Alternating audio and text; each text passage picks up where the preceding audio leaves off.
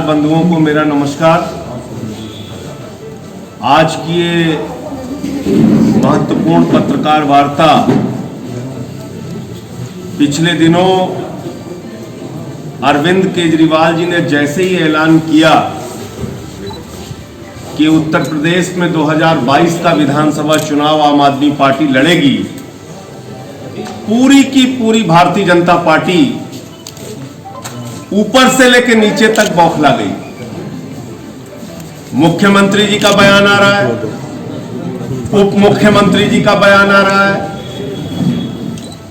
प्रदेश अध्यक्ष जी तो पहचानने से इनकार कर दे रहे हैं कि कौन सी पार्टी है ये, और एक मंत्री जी ने, आदरणीय सिद्धार्थनाथ सिंह जी ने बाकायदा प्रेस कॉन्फ्रेंस करके बहस की चुनौती दी।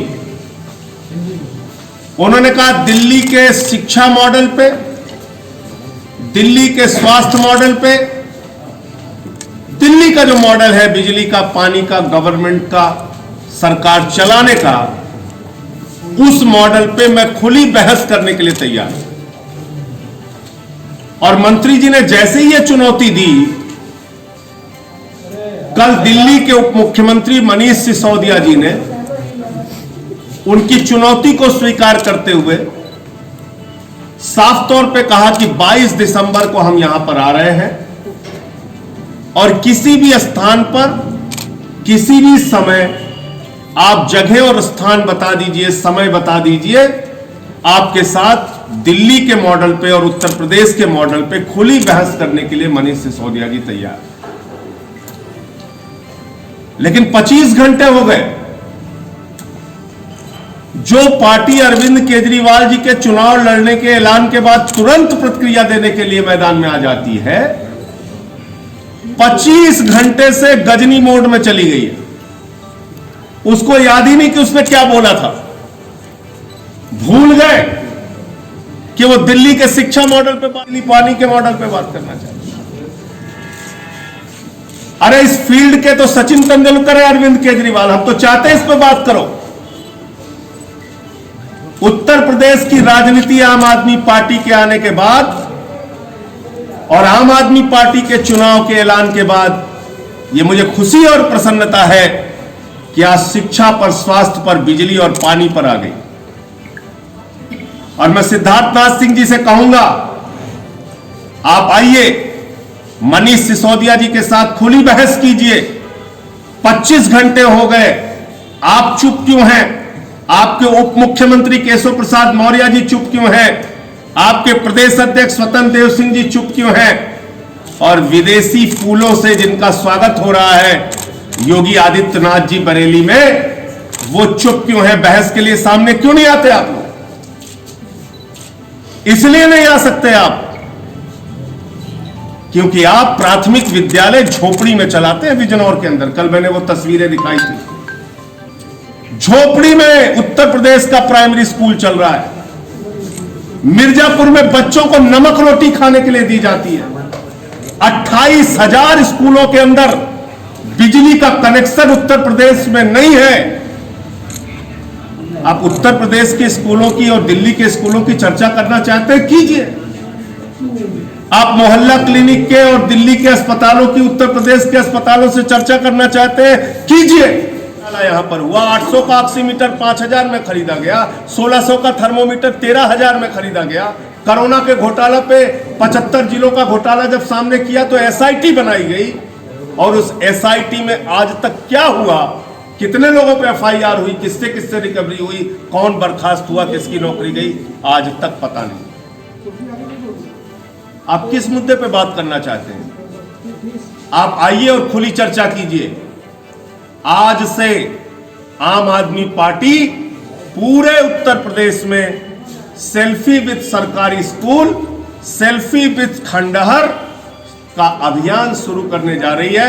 और हमने अपने 75 जिलों के कार्यकर्ताओं को निर्देश दिया है, टूटे फूटे टाट पट्टी पर बैठने वाले और जिन स्कूलों में जानवरों की तस्वीरें सामने आती हैं, आप उन स्कूलों में जाइए, वहां की फोटो खींचिए और सरकार को, आदित्यनाथ जी को टैग कीजिए। हमारा अभियान आज से चलेगा, सेल्फी विद सरकारी स्कूल, सेल्फी विद खंडहर, जो सरकारी स्कूल खंडहर में तब्दील हो चुके हैं, उनके साथ वो तस्वीर हम उत्तर प्रदेश की जनता को दिखाना चाहते हैं। अभी भी वक्त है। सिद्धार्थनाथ सिंह जी, कृपा करके जवाब दीजिए। गजनी मोड में आप लोग मत जाइए, कुछ तो बोलिए। कल से आप खामोश हैं, चुप हैं, पूरे उत्तर प्रदेश की जनता इंतजार कर रही है। आइए, सामने आइए, भागिए मत बहस से। 22 दिसंबर की तारीख तय हुई है। 22 दिसंबर को चर्चा का समय और स्थान बताइए। हम लोग स्कूल पे, अस्पताल पे, बिजली पे, पानी पे, रोजगार पे, क्राइम पे, हर मुद्दे पे बातचीत करने के लिए तैयार। तो मुझे इतनी बात कहनी थी। अब आपके प्रदेश का कोई भी संवेदनशील व्यक्ति आज तक इस घटना को नहीं भूला है कि जब सिद्धार्थनाथ सिंह जी स्वास्थ्य मंत्री थे तो 60 बच्चे मुख्यमंत्री के गृह जनपद गोरखपुर में ऑक्सीजन की कमी से उनकी जान चली गई। बच्चों को आप ऑक्सीजन नहीं दे पाते, आप स्वास्थ्य मॉडल पे बातचीत करेंगे। उत्तर प्रदेश के अस्पतालों में कुत्ते डेड बॉडी नोचते हैं, आप स्वास्थ्य मॉडल पे बात करेंगे। कोविड का हॉस्पिटल एक वर्षा में स्विमिंग पूल में तब्दील हो जाता है, अब किस स्वास्थ्य मॉडल पे बातचीत करना चाहते हैं? कल आदरणीय मुख्यमंत्री जी ने कहा कोरोना में हमने दिल्ली से अच्छा काम किया है। मुझे बड़ी हंसी आ रही थी कि काम आपने जो किया है उससे पूरी दुनिया में भारत की बदनामी हुई है। और वो काम आपने क्या किया है? बरेली में 965 लोगों का नाम सामने आया जो मौजूद ही नहीं है दुनिया में, उनकी कोरोना की जांच भी हो गई और रिपोर्ट भी निगेटिव आ गई।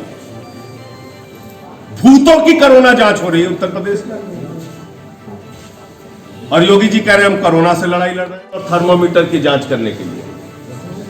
और आज तक उस एसआईटी की रिपोर्ट का क्या हुआ? मुख्यमंत्री जी ने स्वयं कहा था 10 दिन में कार्रवाई होगी, 10 दिन में रिपोर्ट आ जाएगी। क्या हुआ आज तक उसका? ये सवाल हमने कल भी पूछा था सिद्धार्थनाथ जी। तो सिद्धार्थनाथ जी जवाब दें। आपने जिस तरीके से बोला कि कोविड को लेकर जिस तरीके से बेहतर काम किया आम आदमी पार्टी सरकार ने, लेकिन मौत के आंकड़े कुछ और बता रहे हैं। 10,000 2 करोड़ की आबादी में से मर जाते हैं और उत्तर प्रदेश में 22 करोड़ से ज्यादा की आबादी के अंदर 8,000 की मौतें होती हैं। अच्छा, क्या मानते मतलब अब क्या मानते, बेहतर क्या आप बेहतर या वो मॉडल बेहतर? मैं बता रहा हूं सर, भूतों की जब आप जांच करेंगे तो आंकड़े भी कम और मौत का आंकड़ा भी कम। जब इंसान मौजूद ही नहीं है उसकी निगेटिव रिपोर्ट आप दे रहे हैं तो आपके पूरे कोरोना अभियान पे ही सवाल उठ रहा है ना। आपने लोगों की जांच नहीं की, कितने लोग पॉजिटिव थे कितने लोग निगेटिव थे आपको पता ही नहीं है सही आंकड़ा। टेस्टिंग आपने दिल्ली की तुलना में बहुत कम कराई। आप एवरेज निकाल लीजिए, 24 करोड़ की आबादी में कितनी जांच इन्होंने कराई और हमने प्रतिदिन कितनी जांच कराई। और जब आप जांच ही नहीं कराएंगे, कोरोना किसको हुआ है नहीं हुआ यही नहीं पता चलेगा, तो किसकी मौत हो रही है कोरोना से भी नहीं पता चलेगा। कि जितना 5 लाख वाली बात आपने कहा, मैं कम से कम 5,000 बार पूछ चुका हूं और मैं इस प्रेस कॉन्फ्रेंस में भी चाहता हूं कि वो पूरा वीडियो आप दिखाइए। आगे की एक लाइन काट लेना कि हमें प्रसन्नता होती है कि यूपी और बिहार से भी हमारे भाई आते हैं और 5 लाख रुपए का यहां इलाज कराते हैं। इस बात को अगर आप जैसे ही काट देते हैं सारी बात का अर्थ ही बदल जाता है। मैं चाहता हूं पूरा वीडियो इस प्रेस कॉन्फ्रेंस में चला दीजिए, सब लाइव देख लें क्या बोला केजरीवाल जी ने। नंबर 1। दूसरी बात, मैं इस बात को जिम्मेदारी से कह रहा हूं और मैं खुद सुल्तानपुर उत्तर प्रदेश का रहने वाला हूं। आप आइए हमारे साथ दिल्ली, मैं आपको आमंत्रित करता हूं। पूर्वांचल के भाइयों के लिए दिन रात कोरोना के दौरान किसने मेहनत की है और किसने उनको बॉर्डर के ऊपर लाठियों से पिटवाया है, ये पूरा सच पूर्वांचल के एक एक व्यक्ति को पता है। 10 लाख लोगों का प्रतिदिन का दोनों वक्त का रसोई चलाने का काम कोरोना के दौरान हमने किया। हम वो सरकार नहीं है जो अडानी को उस आपदा के दौरान 100 एकड़ जमीन देने का काम करें, अध्यादेश के जरिए बिल लाने का काम करें, अडानी की गुलामी करने का काम करें। हम वो सरकार नहीं है। हमने उस कोरोना के दौरान वो काम करके दिखाया लोगों के लिए। एक एक विधायक, एक एक कार्यकर्ता उनके बीच में 24 घंटे मौजूद रहा। संजय जी, करोड़ से ज्यादा की आबादी है। देखिए, जब हम उस 2 करोड़ की आबादी में चुनाव लड़ रहे थे 2013 में, तो आप लोगों के पास वो सारे नेताओं के बाइट्स मौजूद होंगे, कृपा करके उसको दिखाइएगा। कोई कहता था ये हवा में उड़ जाएंगे, कोई कहता था बिजली आधे दाम पे, ये तो संभव ही नहीं है, पानी फ्री, ये तो हो ही नहीं सकता। सरकार की नीयत होनी चाहिए काम करने की।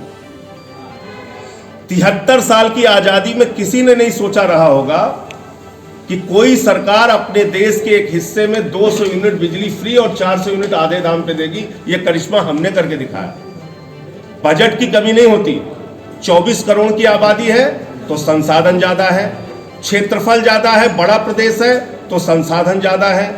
आपके पास आबादी 24 करोड़ की है तो मैन पावर ज्यादा है।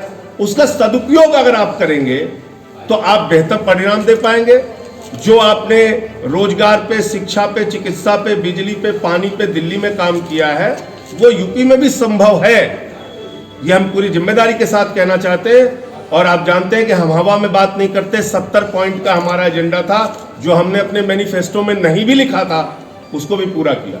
200 यूनिट बिजली फ्री हमारे वादे में नहीं था, हमने उसको पूरा किया। रोजगार तो कह चुका हूं।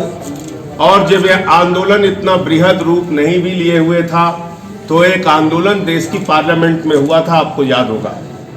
और मैंने संसद के अंदर जब माइक तोड़ा था, ये काला कानून जब पढ़ा जा रहा था उस वक्त, तो ऊपर से लेकर नीचे तक बीजेपी रो रही थी, माइक तोड़ दिया, माइक तोड़ दिया। आज किसानों की हड्डियां तोड़ी जा रही हैं, उनके ऊपर आंसू गैस के गोले चलाए जा रहे हैं, उन पे फर्जी मुकदमे लिखे जा रहे हैं, पानी की बौछार इन ठंडियों में की जा रही है, सड़कें खुदवा दी जा रही हैं, आपकी सारी वार्ता फेल हो जा रही है। और हो क्यों रहा है ये मैंने आपको बताया था पिछली पत्रकार वार्ता में, फिर आज दोहरा दे रहा हूं। 2.5 साल पहले 17-18 में 100 एकड़ जमीन कोल्ड स्टोरेज के लिए लैंड यूज चेंज करने का एप्लीकेशन अडानी ने खट्टर सरकार को दिया। वो एप्लीकेशन रिजेक्ट हो जाती है। 7 मई 2020 को जब पूरे देश में लॉकडाउन लगा था, ऑफिस खोल के खट्टर साहब 100 एकड़ जमीन अडानी को देते हैं कोल्ड स्टोरेज के लिए। और 5 जून 2020 को 28 दिन के बाद देश के प्रधानमंत्री आदरणीय नरेंद्र मोदी जी पार्लियामेंट में बिल पर चर्चा कराए बगैर ऑर्डिनेंस के जरिए ये बिल पास कर देते हैं। अब आप समझ सकते हैं बिल देश के किसानों के लिए बना है या अडानी और अंबानी के लिए बना है।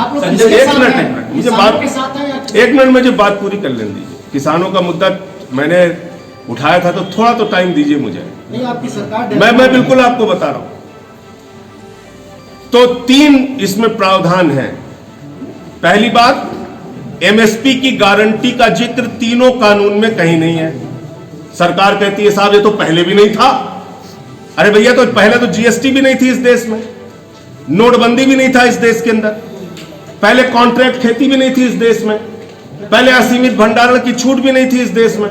तो जो पहले नहीं था वो कर दिया किसानों के खिलाफ। अब जो वो कह रहे हैं कि एमएसपी की गारंटी दे दो हमारे हक में, कह रहे हो नहीं साहब पहले भी नहीं था, अब भी नहीं रहेगा।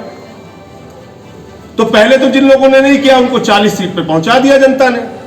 आप भी 40 सीट पे पहुंच जाओगे अगर आपका यही हाल रहेगा तो। एक बात। दूसरी बात, आपने कॉन्ट्रैक्ट फार्मिंग लिख दी।